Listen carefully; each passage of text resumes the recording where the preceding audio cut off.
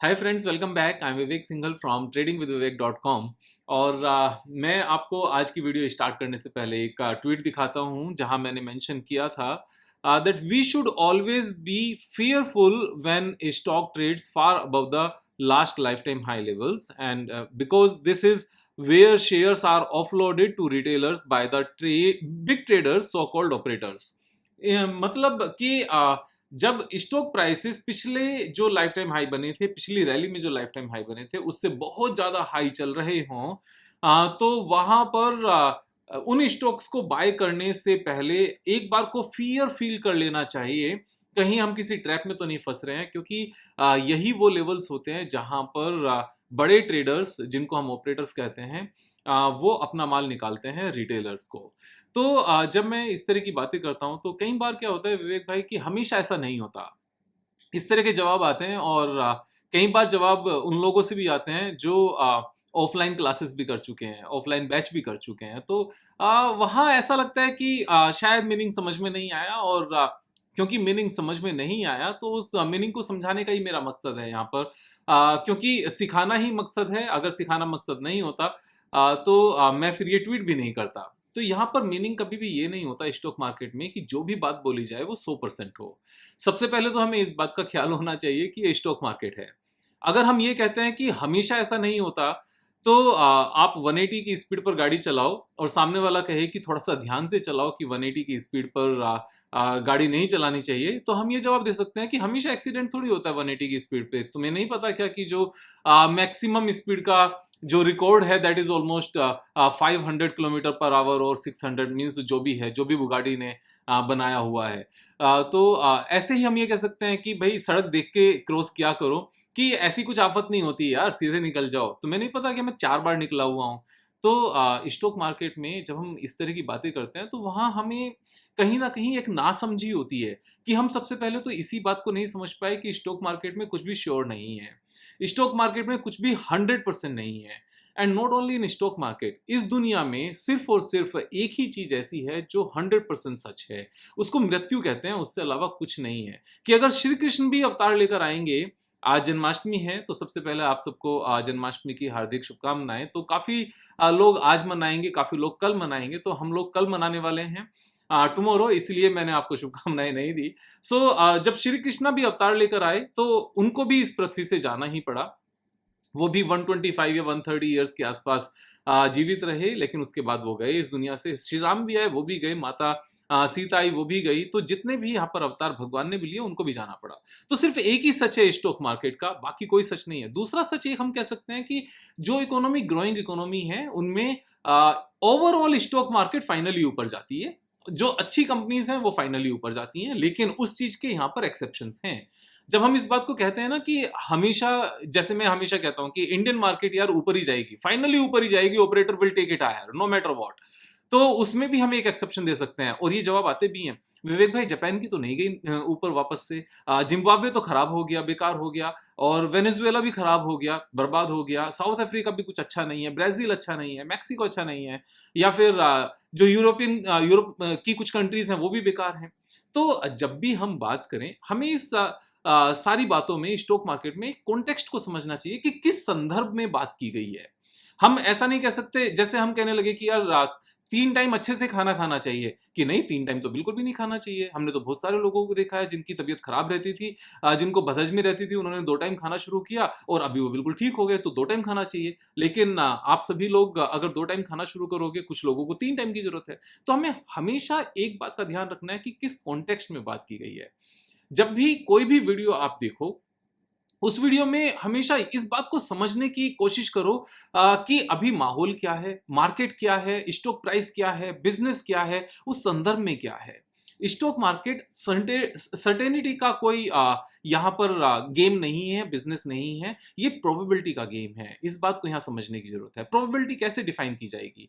जैसे हम एक बात समझें कि अगर हम एक बहुत अच्छी कंपनी की बात करते हैं जो डेट फ्री कंपनी है, और एक तरफ हम दूसरी कंपनी की बात करते हैं जो बहुत ज्यादा डेट में है, तो यहाँ प्रोबेबिलिटी किस कंपनी के सर्वाइवल की ज्यादा है? यहाँ प्रोबेबिलिटी सर्वाइवल की उसी कंपनी की ज्यादा है जिसके ऊपर डेट कम है। लेकिन इस बात का हम एक आंसर दे सकते हैं कि ऐसा तो नहीं है विवेक भाई कि जिन कंपनीज के ऊपर डेट ज्यादा होता है वो भी सर्वाइव करती हैं और वो भी स्टॉक प्राइस बहुत ऊपर जाते हैं।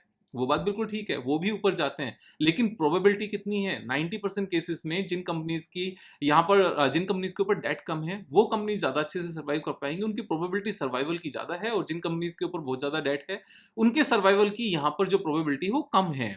यहाँ इस बात को समझने की जरूरत है। सेकंड, हम सेम एक बार हमने कंपनी को इस तरह से सेलेक्ट कर लिया, फिर दूसरा हम करते हैं कि जो बिग साइज कंपनीज हैं उनके सर्वाइवल की उम्मीद ज्यादा है, या जो छोटी छोटी कंपनीज हैं उनके सर्वाइवल की ज्यादा है।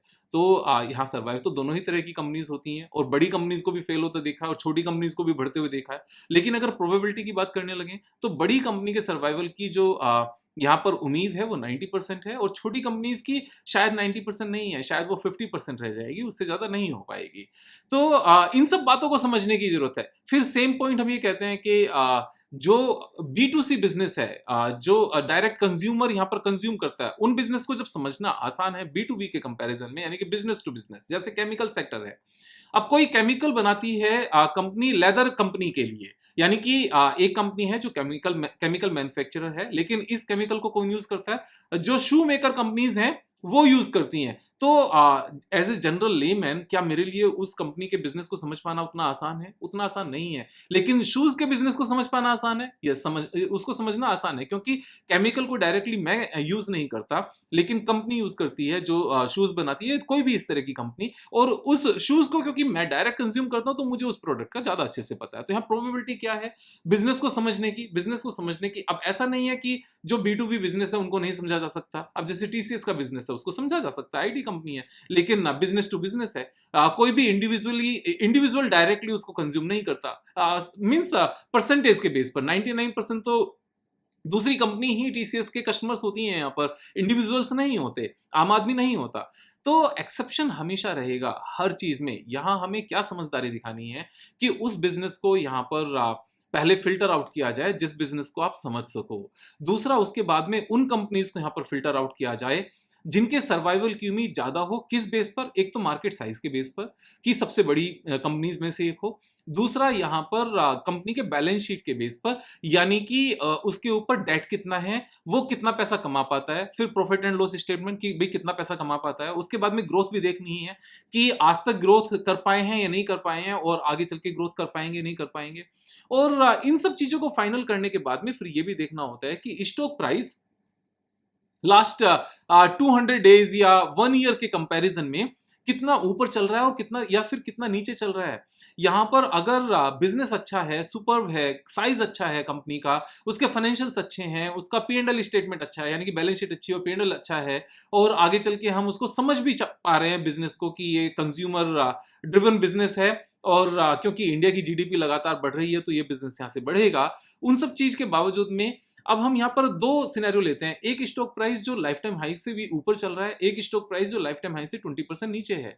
यहाँ पर किस में पैसा खोने की संभावना ज्यादा है, या फिर यहाँ पर किस में ट्रैप होने की पॉसिबिलिटी ज्यादा है? यहाँ पर पैसा खोना हम अलग रख देते हैं, क्योंकि इन कंपनीज में जनरली पैसा नहीं खोता, देर सवेर यहाँ पर अपने प्राइसेस आ जाते हैं। लेकिन ट्रैप होने के चांसेस कहां पर हैं कि जो स्टॉक अब से 1 साल पहले 100 पर था और अभी 200 पर है, या फिर 300 पर है, हम 300 पर परचेज करें, या फिर सेम दूसरा स्टॉक जो पहले 100 पर था और अभी 70 पर है, तो जो पहले 100 पर था 70 पर है, उसमें ट्रैप होने के चांसेस ज्यादा हैं, या फिर जो पहले 100 था और अभी 300 है तो 300 पर ट्रैप होने के चांसेस ज्यादा हैं। यहाँ पर चांसेस देखने पड़ेंगे, प्रोबेबिलिटी देखनी पड़ेगी। यहाँ फ्यूचर में कल क्या होगा, क्या भाव आएगा, किसी को नहीं पता। जैसे मैंने एक और ट्वीट यहाँ पर किया था कि sometimes I feel how can someone be so blessed? Yesterday I bought more shares of Lux Industries and today it is up by 10%. तो मैंने भी यहाँ पर ये नहीं लिखा कि मुझे देखो इतना अच्छा आता है, that I can time the market. Yesterday itself I had bought this and today this is up by 10%. मैंने ये नहीं लिखा है यहाँ पर। मैंने यही चीज आपको बताई कि ये एक प्योर लक है, क्योंकि इस बात का किसी को नहीं पता कि कल कौन सा स्टॉक ऊपर जाएगा, कौन सा नीचे जाएगा, कौन सा स्टॉक कितना नीचे गिरेगा, कितना ऊपर उठेगा। हमें सिर्फ यहाँ पर ये प्रोबेबिलिटी लेकर चलनी है कि अगर बिजनेस अच्छा है, फाइनेंशियल अच्छा है, साइज अच्छे हैं, प्रॉफिटेबिलिटी अच्छी है, तो उसके बाद में जो स्टॉक प्राइस थोड़ा सा गिरा हुआ है, वो यहाँ पे हमें ट्रैप में फंसाएगा, या फिर जो ऑलरेडी 60-70-80% बढ़ गया है और एक एक दिन में 20-20% टॉप पर बढ़ रहा है, लाइफ टाइम हाई पर जाने के बाद में 10% 20% बढ़ना। आप इस बात को समझ लो, जितने भी लोग जिन स्टॉक्स में जो अच्छी कंपनीज भी हैं, इवन दो उनमें भी जो लोग फंसे हैं ना, वो लाइफ टाइम हाई पर पहुंचकर 10% 20% के जब अपर सर्किट लगाते हैं, वो वहां फंसते हैं, क्योंकि वहां ऑपरेटर रिटेलर्स की आंखों के सामने एक ऐसा पर्दा डाल देता है 20% 10% अपर सर्किट का, उनको ऐसा फील करा देता है दैट ये 3 दिन से लगातार यहां पर अपर सर्किट में है, लाइफ टाइम हाई पर जाने के बाद कि अगर आपने नहीं लिया तो कल की फिर रैली छूट जाएगी। और जिस दिन मेजोरिटी ऑफ पीपल वहां पर एंटर करते हैं, उसी दिन ऑपरेटर वहां पर अपना माल निकालता है, और उसके बाद अगले 1-1.5 साल तक 40-50% नीचे रहता है स्टॉक प्राइस, और सब यहां पर फंसा फील करते हैं। और इसी बीच में जो दूसरे स्टॉक जो पहले 100 पर ट्रेड करते थे, अभी 70 पर हैं, वो 70 से धीरे धीरे चल के 100, 110, 120 तक पहुंचने लगते हैं। तो उस टाइम पर यह समझ नहीं आता कि जब हम पहले स्टॉक में फंसे, वहां पर लॉस में निकालें या उसमें लेकर बैठे रहें। लॉस में निकालना भी समझ में नहीं आता, और आंखों के सामने जब दूसरा स्टॉक चलना शुरू करता है तो उसको आंखों से देखा भी नहीं जाता। ये सब क्यों होता है? ये सब इसलिए होता है क्योंकि हम भागते हुए स्टॉक को अच्छा समझ लेते हैं, और जो स्टॉक नीचे है, जो स्टॉक अभी यहां पर आउट परफॉर्म नहीं कर रहा है मार्केट को, उसको हम बेकार समझ लेते हैं। जबकि बिजनेस सेम था, फाइनेंशियल सेम थे। यहां पर जब बिजनेस और फाइनेंशियल दोनों सेम हो, तो जो स्टॉक प्राइस नीचे है वो अच्छा होता है, वो बेकार नहीं होता। यहां पर उसी कंपनी को अच्छा माना जाएगा हमारे बाइंग के पर्सपेक्टिव से। और जो स्टॉक सेम बिजनेस और सेम फाइनेंशियल होने के बावजूद यहां पर ऑलरेडी 40-50% बढ़ चुका है, 60-70-80% बढ़ चुका है, उसको अच्छा नहीं माना जाएगा। क्यों? क्योंकि हमें पैसा कब बनेगा? हमारा पैसा तब बनेगा जब हम नीचे परचेज करेंगे और ऊपर सेल करेंगे। तो मेरा मन था कि इस पॉइंट पर जो एक बेसिक क्राइटेरिया है स्टॉक मार्केट में ट्रेड करके पैसा कमाने का, उसको लेकर थोड़ी सी क्लैरिटी दी जाए। क्योंकि ये कुछ इस तरह के साइकोलॉजिकल पॉइंट्स हैं जो जब मार्केट में रैली आती है ना अच्छे से, और stock price life time high पर जाकर टॉप बनाने लगते हैं, और 10-10% एक ही दिन में, 10-10% एक ही दिन में ऊपर जाते हैं, तो कहीं ना कहीं ये आंखों के सामने एक ना पर्दा डाल देते हैं, जैसे मैंने पहले भी बताया। ये बिल्कुल जो विजन है उसको डिटेरियरेट कर देते हैं। यहाँ पे कुछ नजर नहीं आता, सिर्फ ये नजर आता है मैं छूट गया। ऐसा नहीं है। अपने सिस्टम्स फॉलो करो, यहाँ पर बिजनेस को समझो, फाइनेंशियल्स को समझो।